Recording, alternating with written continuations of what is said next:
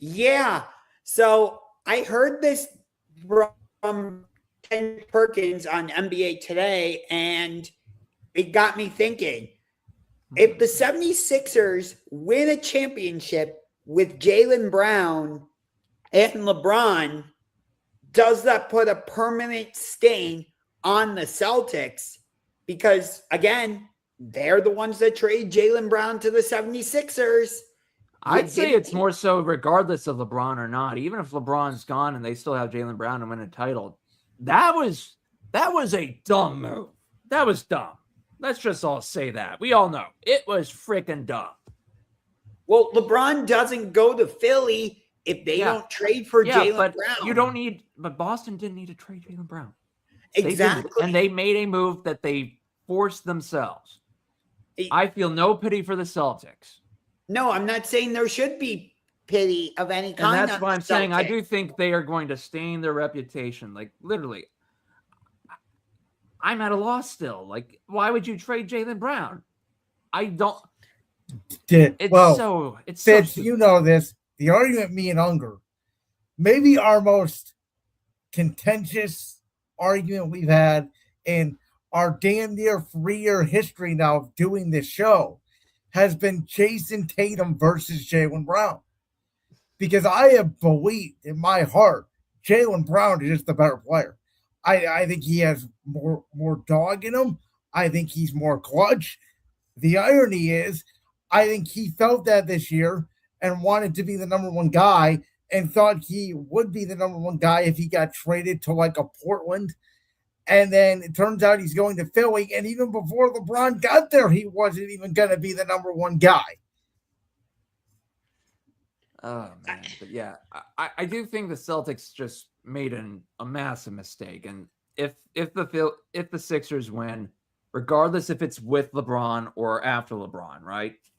Regardless of that, if they win while Jaylen Brown is there, that is going to be – look, Brad Stevens is not Danny Ainge. Danny Ainge is Danny Ainge for a reason. I would have given him benefit of the doubt if he had more Danny Ainge track record, but he doesn't. Brad did make those moves to win them the championship in 24, and they were the best team that year, undisputably. Yeah, but you can't do that trade of Jaylen Brown. That's the thing I'm saying. No, I agree, but here's the one argument you could make if you are the Celtics. In the Brown-Tatum era, and Unger, you would know the stats more so specifically than I would, but what did they go to? 6 Eastern Conference Finals, at least 4, and 2 NBA Finals and 1 championship. Well, that's pretty good. Every team in the NBA would want that.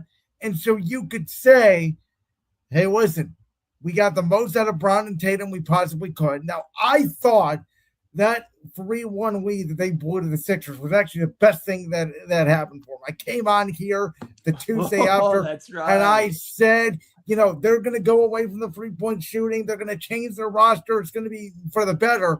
And they just – what was insane to me? I don't know if you remember seeing this story, Fitz, but there was a story that week that, according to the Celtics front office, Derek White was their best player last year, not Jaylen Brown. Because analytically, he was better. No. Because analytically, Derek White had a better year than Jaylen Brown.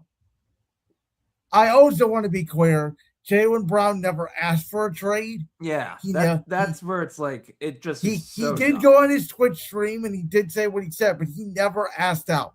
Yeah, it's true. The guy can have an opinion. I get it. He's in a big market. He's got a microscope on him, but the Celtics literally just screwed themselves. That's how I view it right now. Maybe we're dumb. Maybe Brad Stevens is the next Danny Ainge. Pat Riley. I've been clear on this that I don't care who you are in the East. The 2 title favorites next year, and I think there's a gap between the two, are San Antonio and Oklahoma City. And I think there's going to be an even wider gap because I've already said on this show, who I believe is going to be and is already the best player in the world and is going to make an affirmative statement next year. He is on his way to a championship, I firmly believe, and regular season MVP and finals MVP. I'll make that prediction on August 6th. that on June 19th or whatever the date is next year, Victor Wembanyama will be holding the Larry O'Brien Trophy. Yeah, That's not a bold take. That doesn't really make me. But I guess my point is, I understand it's not a bold take. I'm not trying to make it a bold take. Right. Yeah. I'm trying to say, if you're Boston, we have no shot to beat San Antonio or Oklahoma City anyway. Now, the trade for Jaylen Brown, it was a bad return. That's the problem. The problem isn't necessarily trading Jaylen Brown. The problem is the return you got for Jaylen Brown. Well, I think two things can be true, and I think it was a two-way problem. So I partially disagree with what you're saying. I think, like, you could tell the relationship wasn't great between Jaylen Brown and Jason Tatum. Yes. I think Jaylen Brown even said in his introductory press conference today, like, he hasn't really didn't really speak with Jason Tatum ever since the trade went down, understandably so. I guess my take is, if the Celtics didn't win that championship in 24, they don't make this trade. It's easier when you win a championship to say, that's it. We did everything we could do. Yeah. They should have won that champion. They should have won the championship against the Warriors in 2022. But see, I really don't think so. I think Steve Kerr ran circles around Ime Udoka coaching-wise in that series. Mm-hmm. That was...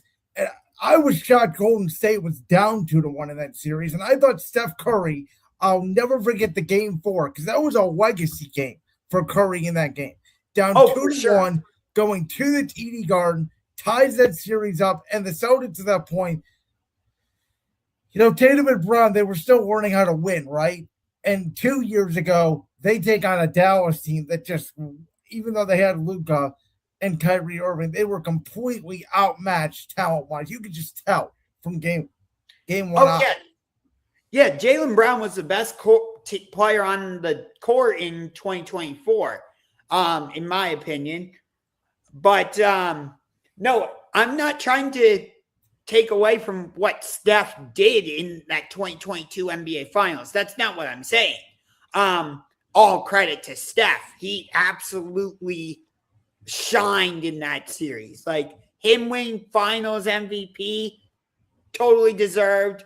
Like, I'm not trying to take away from the Warriors winning that championship in any manner. That's not what I'm getting at.